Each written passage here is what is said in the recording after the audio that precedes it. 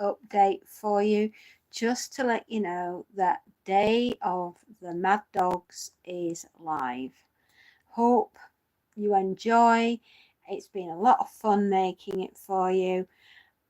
I love quintessential British horror from the late 1970s, early 1970s, right the way up to modern horror and everything in between, and even earlier stuff. But I do hope that you will go and give David Ann's Day of the Mad Dogs a go. It is everything that could go wrong, that does go wrong, in such a catastrophic way that you are left reeling at the end of the novel. I will just read you one of my favourite parts. And oh my goodness me, it's vile.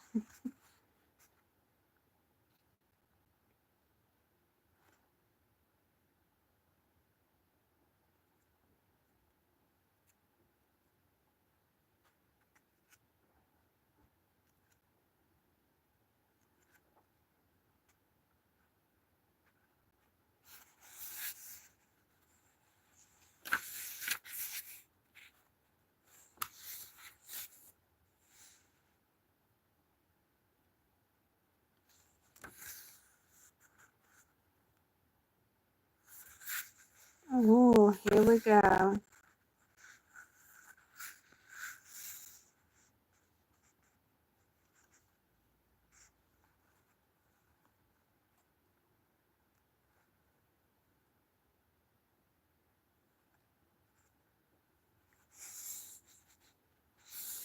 Troy took to Gun House like a well-disciplined duck to water. After a housewarming drink from a temporary bowl, he set about establishing the extent and lay of his new territory with commendable method. John led him up and down the garden path, while Paula picked some velvety red roses. "Ooh, I pricked myself," she said. "Now you'll sleep for 100 years. I've told you once today I've got my personalized Prince Charming built in.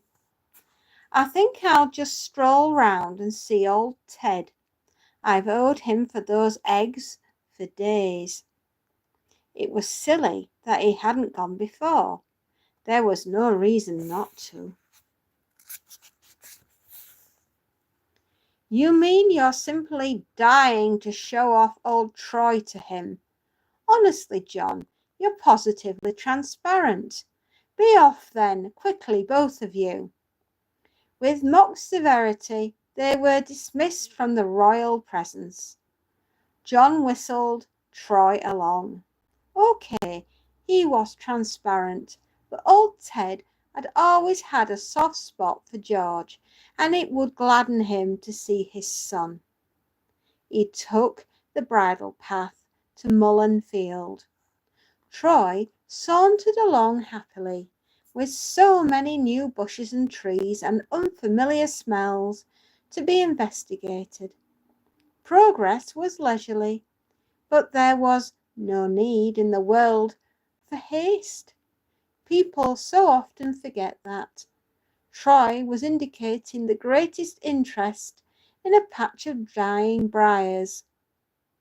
"Seek on then," John said. With a bound, the dog flushed out a rabbit.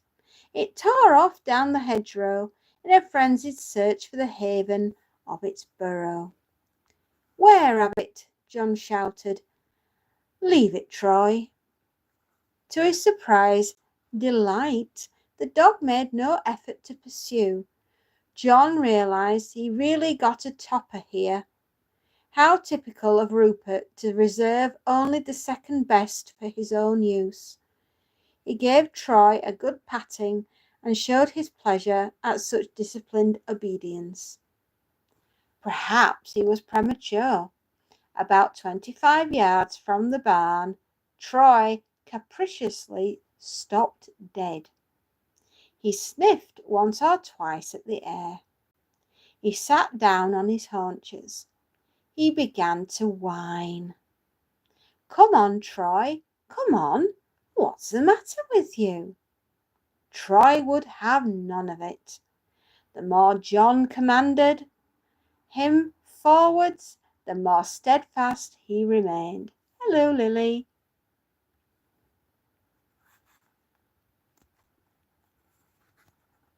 Each time John tried to coax him on, his tail would wag a fitful moment. Thank you, Lily. That's very sweet of you. I'm reading you a story. I hope you enjoy. His whole appearance gave off the smell of fear. John was considerably mortified. Curtly turning, he began to walk alone towards the barn.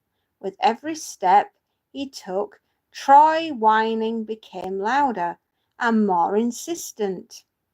Curiosity now mingled with John's chagrin. What's all this fuss about? On account of Ted's two terriers? Hardly. Quiet, Troy. What is the matter with you? Ted! Oh, Ted! It's John, Ted! There was no answer. He slowly pushed the door open. Troy grew absolutely frantic. John hissed his annoyance. There was no prize exhibit to show off. He peered inside.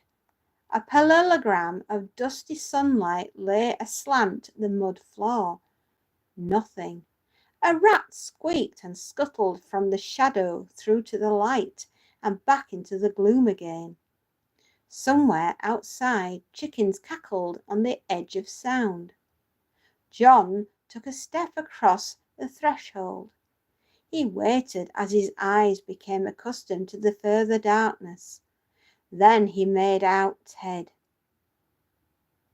Ted was lying on the floor, his back towards the door, on a mattress laid upon the floor. A moth-eaten sleeping bag and several sacks served to cover him. In that instant, terror, like unholy lightning, etched certain knowledge acidly upon John's brain. He had the total recall of a sudden snapshot. When old Ted Mitten Hand had proffered him the eggs, it had been bandaged too. How could he have been blind to that until now? John hesitated, driven into shock, vaguely aware somewhere he owed an apology to Troy. Then sleepily Ted stirred himself. Relief shot through John. He could move forward. How many times in the past week had he been on his switchback? Ted, he said, did I wake you up? Ted moved but did not speak. He might be sick. John went down on one knee and pulled away a sack. A new full horror. Oh yes, he screamed in disbelieving, all believing, shock beyond all shock. Rats had leapt up from underneath the covers, from on top of the unrecognizable, the corpse. The corpse was half eaten away. What had been eyes were accusing blood-dried sockets. The lips were chewed away. The nose, the throat had been laid bare, down to the windpipe. And the stench, the overpowering stench. Ted, who had lived in tattered dignity, had died, robbed of that one quality he prized. John wanted to be sick, but powerless. He was held. A howling, high-pitched siren flared in his skull, transfiguring him. The sightless eyes burned into his ghastly mesmeric spell, binding him to the spot. The sockets forecast, the black gum teeth smiled, assurance of revenge.